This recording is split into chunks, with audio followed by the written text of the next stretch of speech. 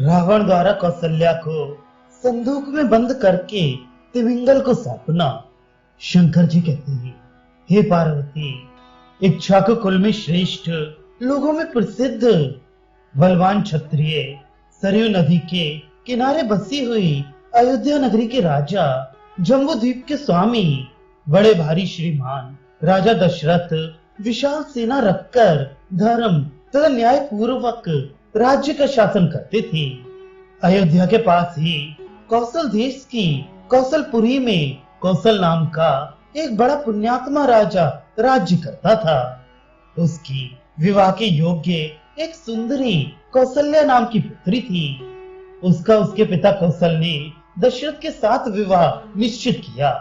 बाद में आनंद के साथ विवाह के दिन का निश्चय करके उन्होंने लग्न के निमित्त राजा दशरथ को बुलाने के लिए दूतों को भेजा। उस समय राजा दशरथ सरयू नदी के बीच नौका पर बैठकर इष्ट मित्रों तथा मंत्रियों के साथ जल क्रीड़ा कर रहे थे। रात्रि का समय था। चारों ओर सैनिक खड़े थे। चारणगण स्तुति कर रहे थे और रत्नों के दीप के प्रकाश से समस्त नाव जगमगा रही थी।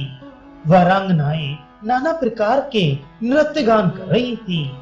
उसी समय लंका के राजा रावण ने ब्रह्मा से पूछा, हे ब्रह्मन, मेरा किसके हाथों मरण होगा, ये आप स्पष्ट कीजिए। रावण के वचन सुनकर ब्रह्मा ने कहा कि दशरथ की स्त्री कौशल्या से साक्षात जनार्दन भगवान राम आदि 4 पुत्रों के रूप में उत्पन्न होंगे। उनमें से राम तुमको मारेंगे। कौशल राज ने ब्राह्मणों से पूछकर राजा दशरथ के लग्न का आज से 5वां दिन निश्चित किया है। ब्रह्मा के ये वचन सुना तो रावण बहुत से राक्षसों को साथ लेकर शीघ्र अयोध्या नगरी को चल पड़ा। वहां जा और घोर युद्ध करके उसने नौका पर बैठे राजा दशरथ को पराजित किया और पाद प्रहार से नाव को तोड़कर सरयू के जल में डुबो दिया। उस समय और सब तो जल में डूबकर मर गए, परंतु राजा दशरथ तथा सुमंत्र नाम का मंत्री दैवेच्छा से नाव के टुकड़ों पर बैठकर धीरे धीरे जल प्रवाह के सहारे गंगा नदी में जा पहुंचे। वहां से बहते हुए वे दोनों समुद्र में जा मिले। उधर रावण अयोध्या से चलकर कौशल नगरी में जा पहुंचा और भयानक युद्ध करके राजा कौशल को जीत लिया। तदनंतर कौशल्या का हरण करके वह आनंद के साथ आकाश मार्ग से लंका को चला। रास्ते में क्षार समुद्र में रहने वाली तिमिंगल मछली को देखकर उसने सोचा कि सब देवता मेरे शत्रु हैं, कहीं रूप बदलकर वे लंका से कौशल्या को चुरा न ले जाएं। इसलिए इसको यही इस तिमिंगल को धरोहर रूप में सौंप दूं तो ठीक हो। ऐसा सोचकर उसने कौशल्या को पिटारी में बंद करके तिमिंगल मछली को सौंप दिया और स्वयं आनंद के साथ लंका चला गया। वह मछली उस पिटारी को मुख में लेकर सुखपूर्वक समुद्र में घूमने लगी। सहसा अपने शत्रु को सामने देखकर उसने शत्रु के साथ युद्ध करने का निश्चय किया।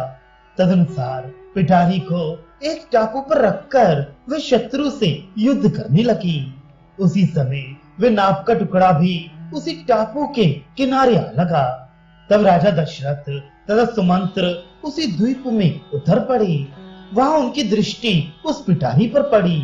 खोलकर देखने पर उसमें कौशल्या को देखकर उन्हें बड़ा आश्चर्य हुआ। बाद में एक दूसरे से सब बातों को जान करके वे प्रसन्न हुए और अच्छे मुहूर्त में वहीं पर राजा दशरथ ने प्रसन्नता पूर्वक कौशल्या के साथ गांधर्व विवाह कर लिया। पश्चात राजा कौशल्या तथा मंत्रियों में श्रेष्ठ मंत्री सुमंत्र ये तीनों पुनः पिटारी में घुस गए और ढकना बंद कर लिया। मछली ने भी शत्रु को जीतकर उस संदूक को फिर अपने मुख में रख लिया। उधर लंका में रावण सुखपूर्वक सभा के बीच में बैठा और ब्रह्मा जी को बुलाकर हंसते हुए बोला, हे ब्रह्मन, मैंने आपके वचन को भी झूठा कर डाला। दशरथ को जल में डुबोकर कौशल्या को छुपा दिया। भरी सभा में रावण के इस वचन को सुनकर ब्रह्मा ने जोर से स्पष्ट शब्दों में ओम पुण्याहम ऐसा कहा। यह सुनकर रावण ने पूछा कि आपने क्या कहा? ब्रह्मा जी बोले, अरे राजा दशरथ का विवाह हो गया।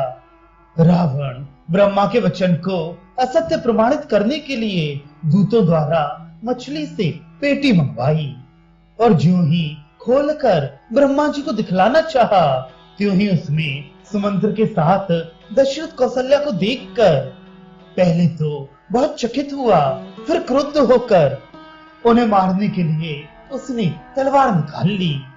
तब ब्रह्मा ने रावण को रोककर कहा, अरे दशवदन, ये क्या करता है? इस समय ऐसा साहस मत कर। देख, तूने केवल कौशल्या को ही इसमें रखा था, किंतु ये 1 से 3 हो गए। वैसे ही इन तीनों से करोड़ों हो जाएंगे। राम भी आज ही जन्म ले लेंगे और तू मारा जाएगा। आयु शेष रहते क्यों व्यर्थ मरना चाहता है?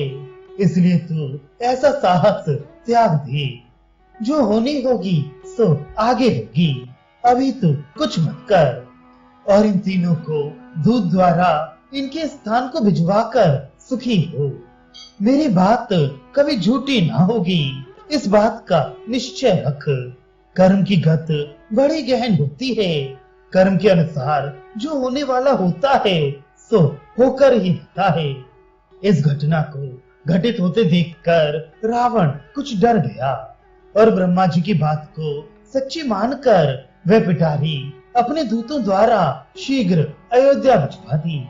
राजा दशरथ आदि को सकुशल आया देखकर अयोध्या वासियों तथा कौशल देश के राजा आदि को बड़ी प्रसन्नता हुई और आश्चर्य भी हुआ। बाद में कौशलाधिपति ने बड़े समारोह के साथ फिर से विवाह करके अपनी कमनीय कन्या कौशल्या तथा अपना संपूर्ण राज्य अपने दामाद राजा दशरथ को दहेज रूप में दे दिया। तब से कौशल देश के राजा भी सूर्यवंशी कहलाने लगे।